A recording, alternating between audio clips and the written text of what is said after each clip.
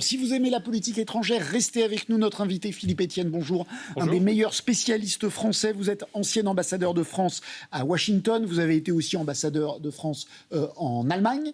Vous avez été conseiller diplomatique du président Macron au début de son quinquennat. Bref, vous connaissez un petit peu le sujet. Je vous présente Camille Girard qui va vous interviewer avec moi. Et je vous présente Nicolas Carvalho de notre cellule Vrai ou Faux. Bonsoir. Ce soir, Nicolas, justement, on fait déjà de la politique étrangère avec vous. Vous vous intéressez à la légitimité du président ukrainien Volodymyr Zelensky. Légitimité attaquée par les Insoumis, à commencer par son leader Jean-Luc Mélenchon. Monsieur Zelensky, dites-vous, vous plaisantez. Il n'est président de rien. Depuis le mois de mai dernier, son mandat est arrivé à terme. Alors vous pouvez dire, ah oui, mais tout de même, il n'y a pas de tout de même qui tienne. La situation démocratique en Ukraine est complètement gelée. Les syndicats sont maintenant interdits, les partis d'opposition interdits. C'est vrai que c'est rare d'entendre ça en France. Est-il vrai que la démocratie ukrainienne est bâillonnée par son président ? Non, la démocratie ukrainienne est surtout limitée par la loi martiale décrétée en raison de l'invasion russe. Mais c'est vrai que le mandat de Zelensky aurait normalement dû se terminer en mai 2024. Normalement, on n'est pas vraiment dans une situation normale. Il ne peut pas y avoir d'élection en Ukraine en raison de l'insécurité dans plusieurs régions, des bombardements russes qui continuent et des millions de déplacés ukrainiens. Et d'ailleurs, d'après les spécialistes que j'ai interrogés, la situation est plutôt acceptée par la population et par l'opposition, surtout focalisée sur la fin de la guerre et le départ de l'envahisseur. Et dans ce contexte, pour répondre à Aurélien Taché qu'on a entendu, Volodymyr Zelensky a, c'est vrai aussi, annoncé la suspension de plusieurs partis, mais pas en raison de leur opposition, pour leur collaboration cachée avec la Russie. Au vu de l'ampleur de la guerre menée par la Russie et ses liens avec plusieurs structures politiques, les activités de plusieurs partis politiques sont suspendues pendant la loi martiale. Il y a par exemple le parti de Viktor Medvedchuk, un très proche personnellement de Vladimir Poutine, qui a d'ailleurs été arrêté en 2022 et échangé avec la Russie contre des prisonniers. Et là où ce que disent les Insoumis est complètement faux, c'est qu'il y a bien une opposition politique en Ukraine. Par exemple, Vitaly Klitschko, le maire de Kiev, lui s'oppose assez régulièrement et ouvertement à Volodymyr Zelensky avec ce genre de déclarations publiées sur les réseaux et les chaînes de télé ukrainiennes. Nous nous battons tous pour devenir un pays démocratique. Et ce qu'il se passe, je l'ai déjà dénoncé, c'est de l'autoritarisme. Voilà, de l'autoritarisme, c'est assez fort et c'est pas du tout le seul opposant à Zelensky. À l'Assemblée ukrainienne, les dirigeants de partis d'opposition critiquent régulièrement les décisions du gouvernement sur le plan intérieur sans être empêchés. Alors il y avait une autre accusation dans les déclarations qu'on a vues au début qui serait que les syndicats seraient empêchés d'agir en Ukraine. Vrai ou faux ? Complètement faux. Aucun syndicat n'a été interdit en Ukraine. En revanche, il y a une affaire qui a beaucoup fait parler, notamment dans le milieu syndical. Un ancien leader syndical qu'on voit à l'écran a été assigné à résidence en avril dernier pour des accusations de corruption dans le cadre d'une affaire immobilière. Ça concerne ce gigantesque bâtiment sur la place Maïdan, la place principale de Kiev, dont la propriété est disputée par l'État ukrainien. Donc plutôt une affaire de gros sous, d'accusations de corruption, et pas une attaque contre la liberté syndicale. Ça, c'est pas moi qui le dis, c'est la spécialiste de l'Ukraine, Anna Colin-Lebedev. Les problèmes qu'il a pu y avoir entre les autorités syndicales et le pouvoir politique étaient liés à la propriété immobilière des syndicats. À la fin de l'URSS, les syndicats se sont retrouvés propriétaires d'un parc immobilier impressionnant. Je ne pense pas que l'enjeu là-dedans soit le frein à l'activité syndicale, mais plutôt des règlements de compte entre la classe politique et les syndicats. Voilà, donc pas d'attaque contre la liberté syndicale, même si, encore une fois, du fait de la loi martiale et de la guerre, les libertés sont restreintes. Le droit de manifester, de défendre les travailleurs a été limité, c'est vrai. On est quand même très loin d'un pays sans opposition et sans syndicat, comme le dit Aurélien Taché. Merci infiniment Nicolas Carvalho. Merci la à vous. cellule Vrai ou Faux, l'émission c'est tous les samedis. Philippe Etienne, rebonsoir. C'est vrai que je vous ai vu regarder ce que disait Nicolas avec attention. Guerre et démocratie ne font pas forcément bon ménage. On peut comprendre qu'il n'y ait pas d'élection, mais enfin quand même, Volodymyr Zelensky peut-il rester indéfiniment à la tête de son pays sans que son peuple ait son mot à dire ? Mais je crois que cette accusation d'illégitimité, on devrait peut-être aussi regarder de l'autre côté. Est-ce que Vladimir Poutine est à la tête d'une démocratie parfaite ? Non, mais c'est pas un concours de tyrans, si je puis dire. Mais c'est pas un concours de tyrans, mais c'est quand même beaucoup de l'avenir de notre démocratie dont il s'agit. Parce que finalement, ce que l'invasion russe veut obtenir, c'est d'empêcher le peuple ukrainien de décider pour son propre sort. Il est évident qu'on ne peut pas organiser des élections maintenant, ne serait-ce que parce que certains territoires sont occupés par la Russie. Donc, c'est le contraire, en fait. Ce que les Ukrainiens défendent actuellement, ce sont on a vu qu'il y avait les démocraties. Donc, on a vu, il y a ce problème d'élection, on comprend très bien, mais il y a aussi des accusations de corruption, etc. Pour vous, connaissant l'état dans lequel il est, il n'y a rien à... j'accuse pas, il n'y a rien à redire à la démocratie ukrainienne. Mais si, certainement, bien sûr. Il n'y a pas de démocratie parfaite. Hein, et la corruption est un vrai sujet. Là encore, je ne pense pas que ce soit au régime russe de faire des leçons. Mais en tout cas, la corruption a toujours été un vrai sujet. En Ukraine en particulier, et d'ailleurs conditionne la lutte contre la corruption et l'efficacité de la lutte contre la corruption, conditionne le processus d'adhésion à l'Union européenne. Mais vous avez vu récemment, et c'est encore une preuve que la démocratie est bien vivante en Ukraine, pas seulement la démocratie parlementaire, mais aussi la démocratie dans la rue, qu'une loi qui visait à contrer l'indépendance des organes ukrainiens chargés de lutter contre la corruption, qui a été passée par le Parlement ukrainien, promulguée, donc signée par le président Zelensky. Le président Zelensky l'a ensuite retiré suite à la protestation de la rue. Est-ce que ce n'est pas une marque d'une démocratie, ça ? Philippe Etienne, quel regard vous portez aussi sur la France insoumise qui pointe du doigt Volodymyr Zelensky sur une démocratie qui ne fonctionnerait pas ? Mais moi, je pense que c'est un débat sur en fait le soutien à l'Ukraine derrière cela. Et le soutien à l'Ukraine fait l'objet d'un débat dans tous les pays d'Europe où on voit les partis, qui sont souvent les partis à l'extrême droite, à l'extrême gauche, des partis souverainistes, qui refusent en fait de pousser le soutien à l'Ukraine jusqu'à notamment une dimension, je dirais, entre guillemets, militaire. Dont on va parler, évidemment. Donc je fais un lien entre ces deux. Je ne sais pas ce que voulaient dire les dirigeants de LFI, hein, mais j'imagine que derrière, il y a aussi cette question. On vous reçoit au lendemain de frappes massives de la Russie sur Kiev, 600 drones, une vingtaine de missiles. Le bilan n'est pas encore définitif, mais c'est au moins 14 morts, dont 3 enfants. Le récit d'Ambroise Boulaïs de cette nuit qui a une nouvelle fois endeuillé l'Ukraine. Peu avant le lever du jour, ce missile déchire le ciel et s'abat sur Kiev. Moins de 20 secondes plus tard, une deuxième frappe sur les mêmes immeubles. Toute la nuit, la Russie a pilonné sans répit la capitale ukrainienne. Près de 600 drones et une trentaine de missiles, c'est la plus vaste attaque depuis un mois. Les secouristes tentent de sauver les victimes des décombres. Ceux qui s'en sont sortis sont encore sonnés. À 4 heures du matin, les roquettes ont commencé à siffler au-dessus de nous.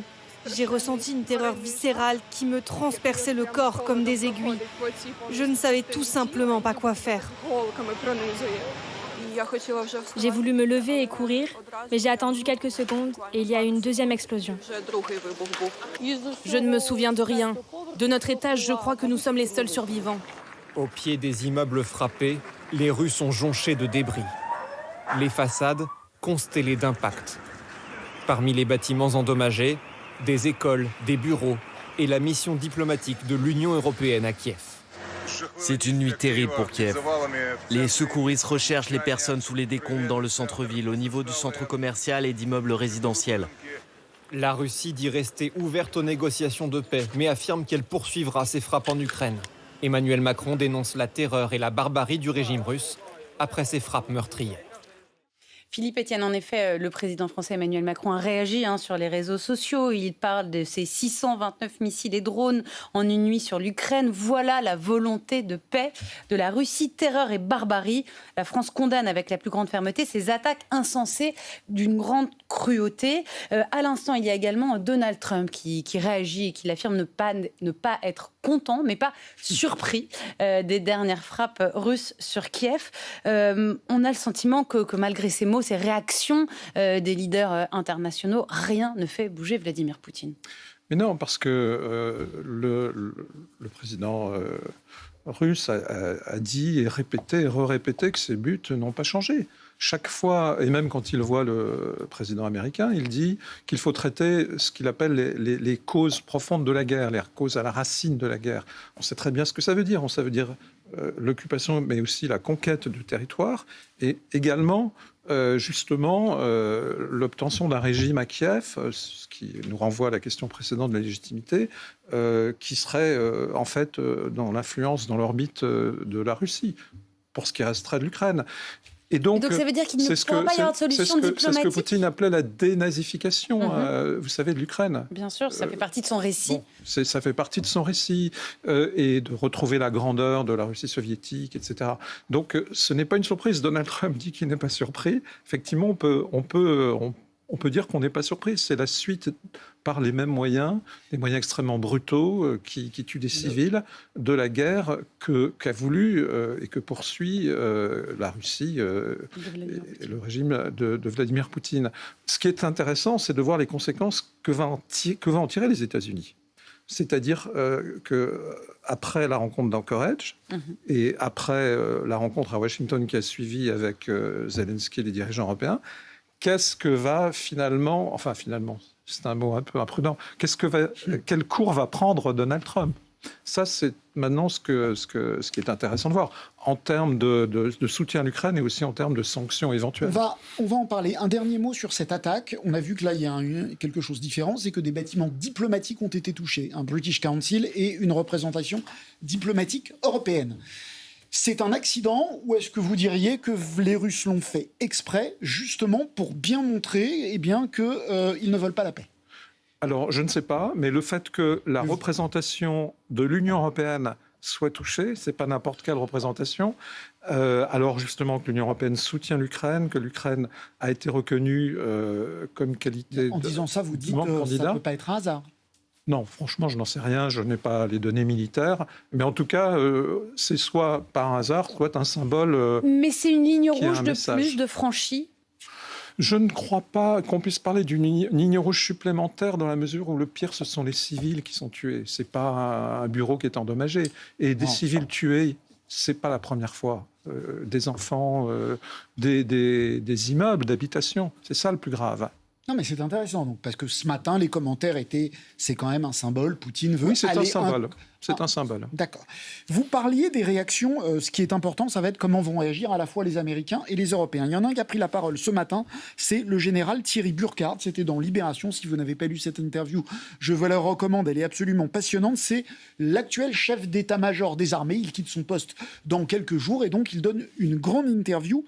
Et il dit « Les Européens doivent être prêts à prendre des risques pour maintenir la paix en Ukraine ». Et il ajoute, ça veut probablement dire se déployer en Ukraine, avoir des avions dans le ciel ukrainien. Est-ce que vous pensez que c'est effectivement la solution et est-ce que vous pensez qu'on y va ? Alors, c'est pas la solution, mais c'est une partie d'une solution. Pourquoi ? Pour assurer la sécurité de l'Ukraine pour l'avenir.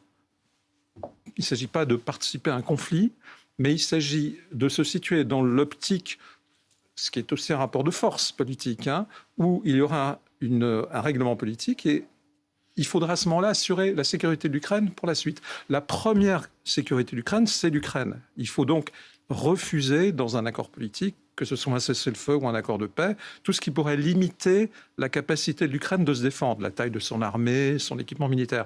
Mais ensuite, c'est vrai que il y a d'autres modalités qui ont été étudiées. Concrètement, alors, dire des avions. Alors, ce dont on parle là, selon le chef d'état-major parle sans doute, c'est ce qu'on a appelé la force de réassurance. Oui. Qu'est-ce que c'est ? C'est l'idée que certains pays pourraient être présents, non pas sur la ligne de contact qui serait gelée en cas de cessez-le-feu entre l'armée ukrainienne et l'armée russe. Là, il y aurait des modalités à adapter pour surveiller le cessez-le-feu, par exemple, mais en arrière, pour justement conforter la sécurité de l'Ukraine. Et il y a tout un débat actuellement, notamment avec certains pays européens qui disent « nous, on veut bien y aller, mais il nous faut... » l'assurance américaine. Voilà, la garantie américaine. Et c'est ça le ne contexte... peut marcher, ça. Que des Européens envoient des troupes, ça ne peut marcher que si on a l'assurance que si par hasard ces troupes étaient attaquées par la Russie, les Américains les défendraient? Alors, il y a plusieurs choses dans ce que peuvent faire les Américains. Les Américains peuvent aussi aider cette force de réassurance, et les Ukrainiens, bien sûr, avec des moyens que nous n'avons pas ou que nous n'avons pas en quantité suffisante. Le renseignement, la surveillance aérienne. Donc, vous voyez, il y a plusieurs modalités.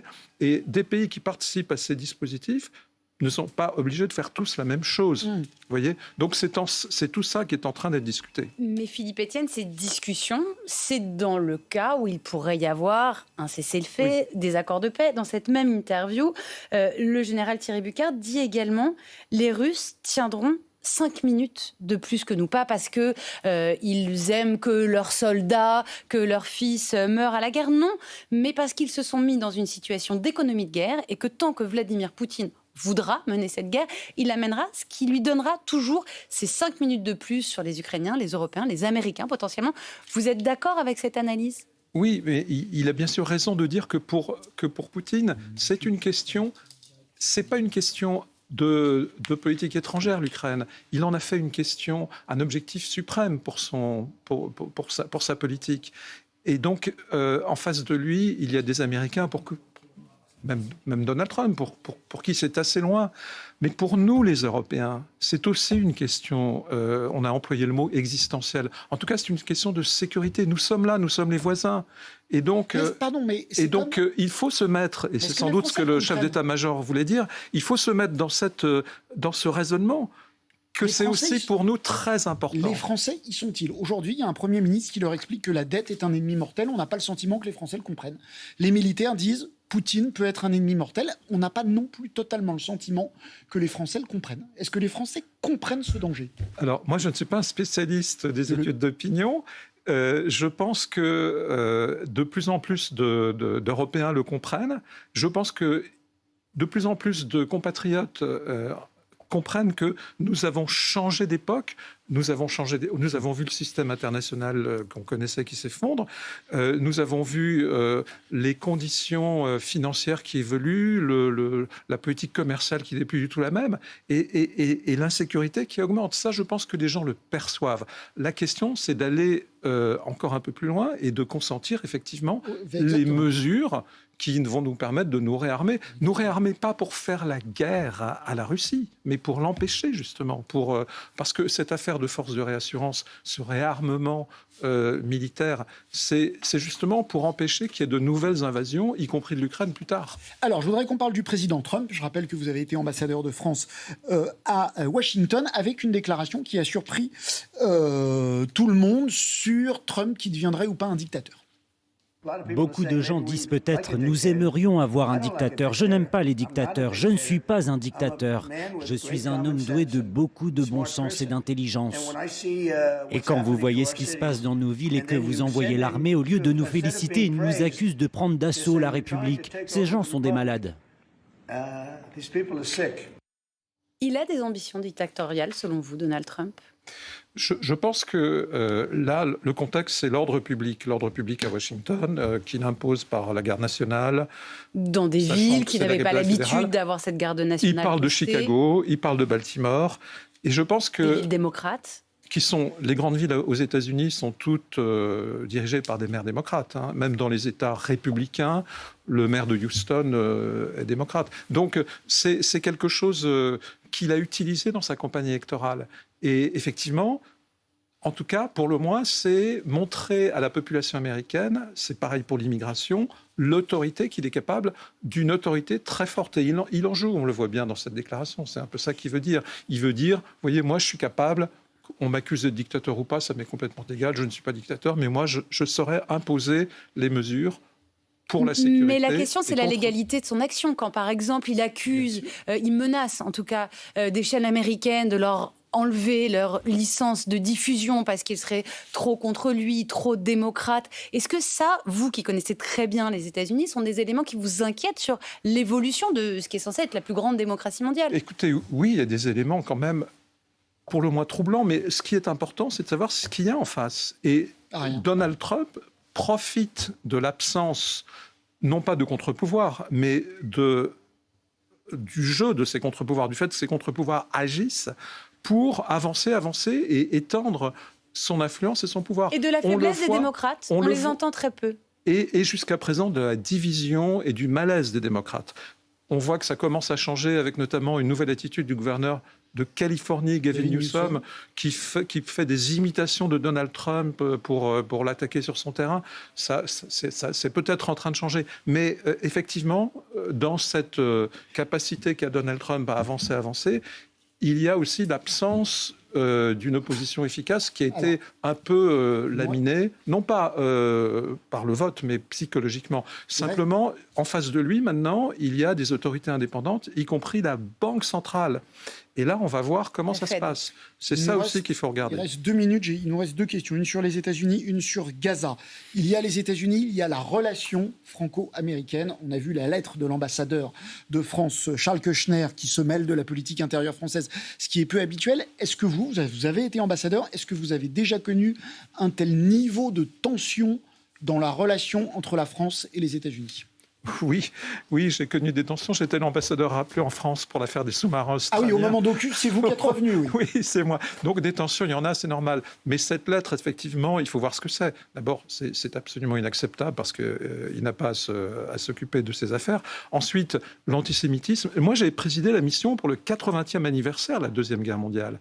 Et je vois combien, aussi bien le retour de la guerre de haute intensité en Europe avec l'invasion de l'Ukraine que la remontée de l'antisémitisme, ce sont des signaux très, très inquiétants qui devraient vraiment nous interpeller. Mais la montée de l'antisémitisme, elle existe partout. Elle existe partout, y compris aux États-Unis d'ailleurs. Et donc, on voit bien qu'en fait, derrière cette lettre, c'est toute la polémique sur la politique française et d'autres Européens sur la reconnaissance de l'État de Palestine. Il a raison, Emmanuel Macron, en quelques mots rapidement, d'avancer cette reconnaissance, de pousser pour la reconnaissance de l'État de Palestine. Aujourd'hui, où des ministres israéliens qui appartiennent à l'aile la plus dure, l'extrême droite, explique explicitement que la colonisation, les nouveaux projets de colonisation sont faits pour empêcher définitivement la création d'un État de Palestine, alors que depuis le début, les Nations Unies ont prévu la création de 2 États, alors que c'est la seule solution pour donner une perspective politique. Bien sûr, il fallait une initiative. Et cette initiative, elle est prise